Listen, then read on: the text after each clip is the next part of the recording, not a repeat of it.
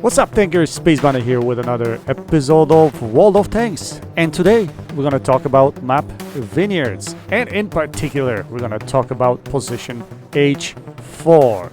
Yes, especially if you spawn on a southwest side of the map, that position works. Now, in many cases, people say, well, that's a camping position, and why would you want to go there in a medium tank? Well, there are specific reasons for that, and we're going to explain them to you. We have two replays for you today. The first one is in T62A, Tier 10 Soviet medium tank, one of the best tanks in the game. If you don't have it, strongly recommended. Second game will be in T95E6, Tier 10 American premium tank, and it is also strongly recommended. Also one of the best tanks in the game. So the first game is Team Destruction mode, and the second will be just a standard battle. Now, why is it beneficial to come here in a medium tank early in the game, especially in destruction mode when you're on this side of the map? If you take a look at the lineups, there are no light tanks. And with T62A having very good camo, I can serve as a spotter for my team, as a scout. Passive scout. Like, I don't want to be running around in the middle of the field, but I want to be able to spot and use my gun to the best of my abilities. Now, even if there were light tanks in the game, you could still play out of this position and don't be as aggressive as I am right here. Just stay behind the building and try to shoot the light tanks down, the light tanks that are running in the middle of the map. And the advantage of this early position here is the fact that it's arty safe too. You have the building that you can fall back behind the wall and arty cannot hit you. So that's the idea here. Now, unfortunately, here I was spotted because I was dumb and stupid and Conqueror was way too close to where I was. But that was too tempting not to put a shell into him. But that tells me that there are opposing tanks in position D7, D8. That's where they currently are, because that's where the shots came from. But this building here, fantastic for protection versus arty, and those two buildings on the left as well. Now, in this particular game, the opposing team pushed through the field. Majority of the tanks pushed through quadrant A1 to C3, which is going to be their demise, because they're in a wide open field. That's the problem. What they should have done is push 9 and 0 lines into positions J9, K0, and they would probably have a much easier way of at least keeping this game closer. Now, I'm going to get a little bit frustrated here because I'm shooting at this Type 5 and I cannot penetrate him. It just does not go in. My shells just bounce off of this thing. Even heat rounds. So I got... Actually, early in the game here, I'm going to get a little bit frustrated because I get literally nothing out of this game early, but that's going to change later on. So we're just going to keep poking out here and using our camo values and our gun to try to shred these guys. As you see over there again, my shell goes into the track. Obviously, I was shooting heat, which is not recommended, especially shooting into the tracks, but I forgot to switch since I was dealing with Type 5 earlier in the game. Now here you can see me frustrated and wiggling my turret. Is like, what the hell's going on? None of my shells are going in. Now, why do I have HE loaded here? I just was thinking about tracking someone, like tracking this Conqueror, so that my team can actually feast on them. That was the idea. We're going to continue doing the same thing here. We're just going to try to put shells in. I mean, RNG's trolling me hard in this game. It is what it is, but you got to keep playing. You got to make sure you're putting your shots in. Again, over there. Narrow shot, but I thought it should have went in. Let's try to put a shell into this Conqueror. Yes, we can. And we track him at the same time. I'm going to try to put a damaging hit over here. Yes, we do. No one's shooting him from my team, which is strange because he's like on top of the ridgeline, completely tracked, so whatever. And I'm unspotted here, as you noticed. I have really good camo in this tank, so I can just be sitting over here without being spotted. Opposition doesn't have good commanders because I would be spotted here by now, and someone puts a blind shell into me. I don't know, probably the tank behind me was spotted. I wasn't. That's why I got hit over there. So guys, be careful sitting behind someone else, because if you're spotted and they're not in front of you, they're gonna get hit instead of you. And that's just dirty. That's just dirty. Anyway, now we're gonna have shots from this position here, so we're gonna keep shooting these guys at D8. So we see this M48 120mm. We put a shell into him. But look how many shots we have here. Now we have this object 907. And normally that wouldn't be the case. Like normally you would see the opposition fighting it out in J9, K9. Wasn't the case here. And opposition is going to pay the price for this.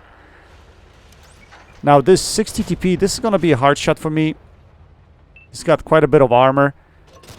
But looks like that shell goes in through the drive wheel. And we track him at the same time, so we get some assisted damage. So we're already sitting on over 5k combined damage. We're going to try to make it even better.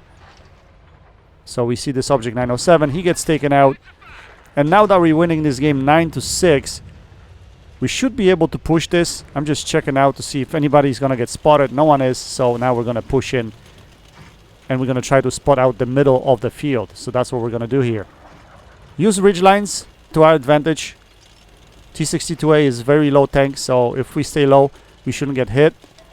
But we should be able to lead the charge over here and clean up the field. At least that was the idea.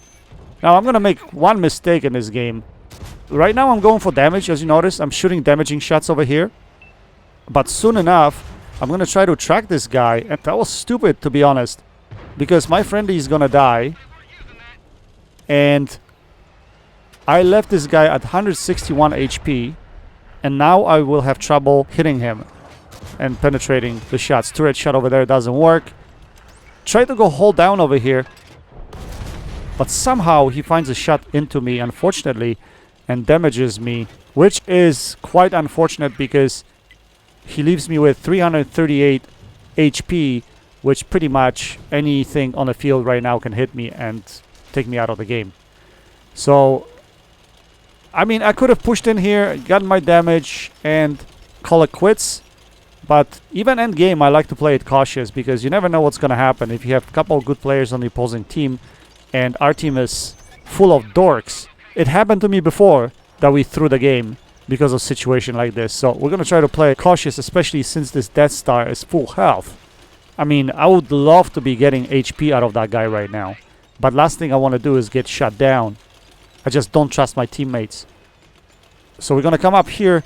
And all of a sudden, M48 decides to run away. And he had a clear shot at me. He could have easily taken me out of the game. But we put a shell into him instead. And he doesn't put one into us. But we're going to have to be cautious. He's going to poke out eventually.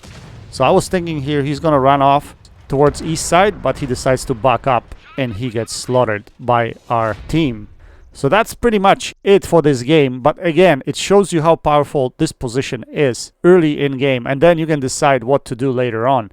Okay, let's jump into the second game now in T95B6. And we're kind of, well, we're not in the same spawn, but we are on the west side of the map. And we're going to make our way towards that position, position H4.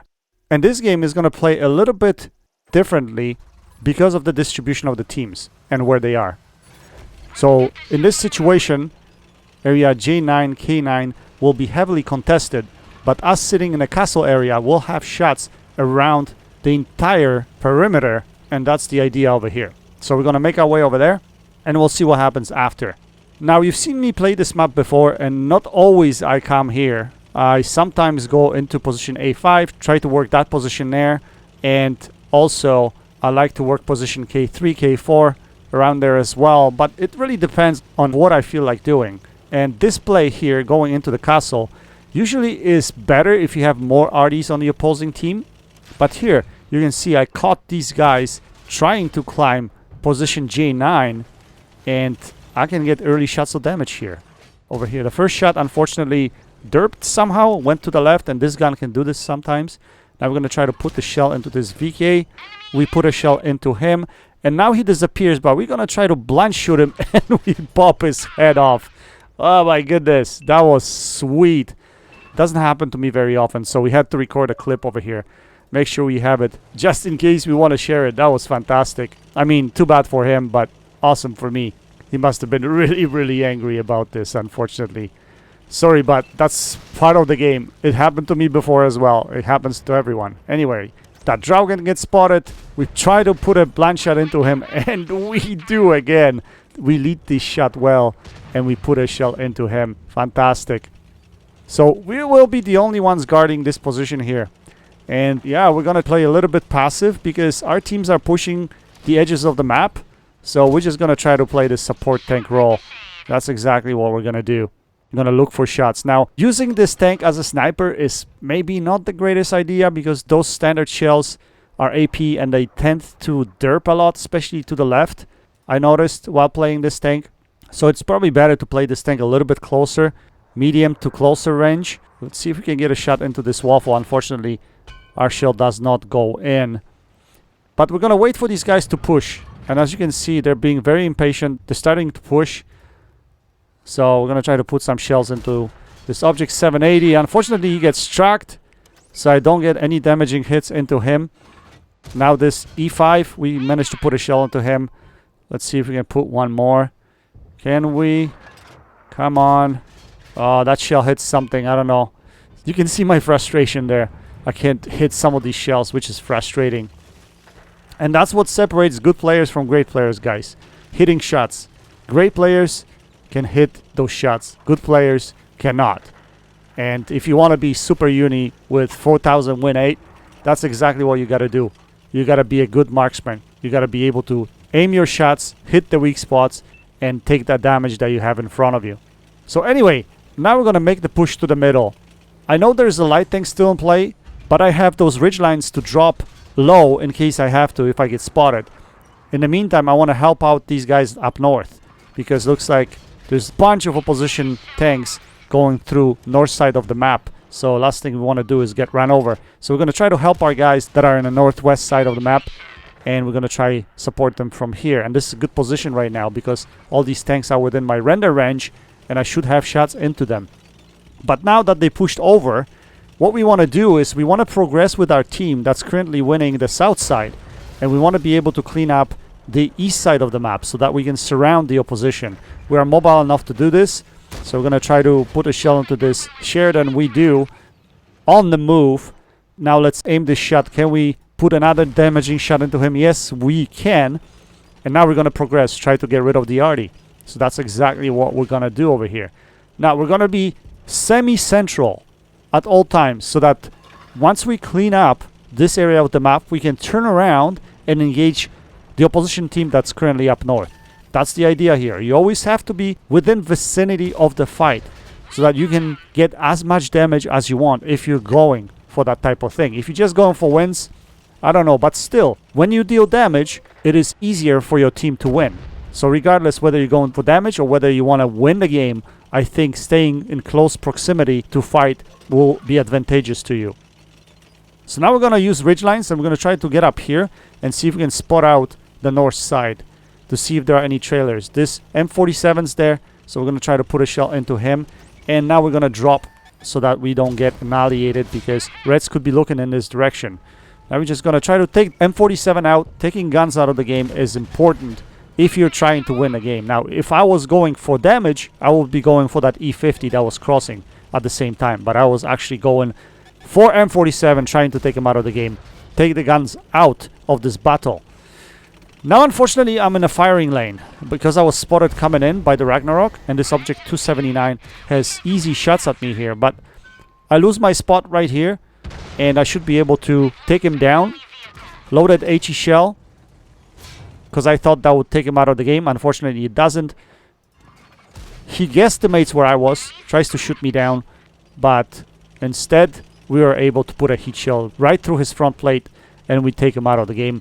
Only 3 tanks remaining, so we're going to push the cause over here. We're going to try to get as much damage as we can. I'm a bit worried about that tank on the left, and I shouldn't have been because he's behind the ridgeline. I didn't realize that at this time, and this E50 or E50M puts a shell into me. So I'm kind of in a sketchy situation because there's Ragnarok here and there's E50M, and they could easily take me out of the game. But we're going to use this ridgeline here to climb up so that he misses his shot. Now we're going to try to get into his right side or our left side here. But he's behind the rock, so I really don't want to engage this fight because E50M still is a very good tank. You have to really aim to damage him, but this Ragnarok's coming around, so we're going to slam into him. We're going to put a shell into him. He's going to get rid of his clip. And now, what the hell was that? My shot hit his gun somehow. But that's it. This should be game over for him, and we take him down. Just like that, and E50M gets taken down at the same time. And yeah, we end up with a win. So let's take a look at the end plates and see how we did in this particular game. So we ended up with 5 kills, 6.4k damage, 1507 base XP, finished on top of the leaderboard. Very nice game, but again, playing out of the middle on map Vineyards is being very opportunistic. Being able to take early shots of damage and then understanding when you have to move. Use middle of the map to best of your abilities. Make sure you stay in a perimeter. Try to use the ridge lines and then stay within striking distance to your position so that you can deal damage. Anyway guys, I hope you enjoyed this video and my 2 cents on this map. That's it for now. Until next time, happy tanking, Space Bandit checking out.